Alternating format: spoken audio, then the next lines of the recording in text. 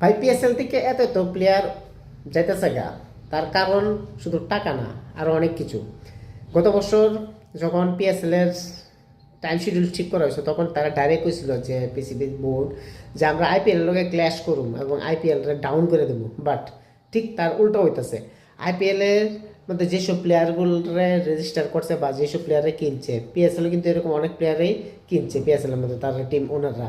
But যখন IPL শুরুর দিকে আইছে এবং পিএসএল অলমোস্ট শুরু হয়ে যাবো গা এই কয়েকদিনের মধ্যে, সেই মুহূর্তে বিদেশি প্লেয়াররা অধিকাংশ বড় বড় নাম পিএসএল থেকে নাম উজ্জ্বল করে সেটা ডাইরেক্ট আইপিএলে জয়েন নিতেছে। কারণ একটাই ভাই, আইপিএলে যে মোটা অঙ্কের অ্যামাউন্ট দেয় সেই মোটা অঙ্কের অ্যামাউন্ট কিন্তু পাকিস্তানে দেয় না, তার কয়েক গুণ কম দেয়। আর সেই কারণে প্রত্যেকটা প্লেয়ারই টাকা আর্ন করতে চায়, টাকাই সব কিছু। আর তার লেগে কিন্তু পিএসএল সিলেক্ট করার পরও কিন্তু তারা ডাইরেক্ট সেখান থেকে নাম উজ্জ্বল করে সেটা আইপিএলের মধ্যে এন্ট্রি করতেছে।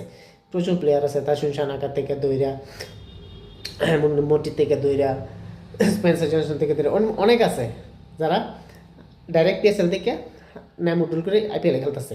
আর তার কারণে কিন্তু পাকিস্তানের লেজেন্ডারি বোলার ওয়াসিম আকরাম কইছে যে পিএসএল এর যে টাইমিংটা হয়েছে এটা আইপিএলের সঙ্গে ক্ল্যাশ করাটা বা টাইমিংয়ের ফ্লোকে মিলে ম্যাচ রাখাটা কিন্তু ভুল হয়েছে। আর যেই কারণে পিএসএল এর পপুলারিটি কমবো এবং প্লেয়ারও কিন্তু পিএসএল থেকে আইপিএলে যাবো গা।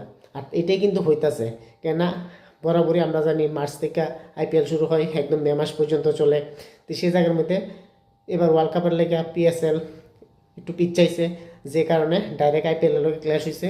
এবং আইপিএলের লগে যেহেতু ক্ল্যাশ হয়েছে পিএসএল তো এখানে ঘাটতি হইবই। আর সেই ঘাটতির কারণে কিন্তু এটা, আর এই জন্য ওয়াসিম আকরাম কইতাছে যে এই কাজটা করা মোটেও ঠিক হয়েছে না।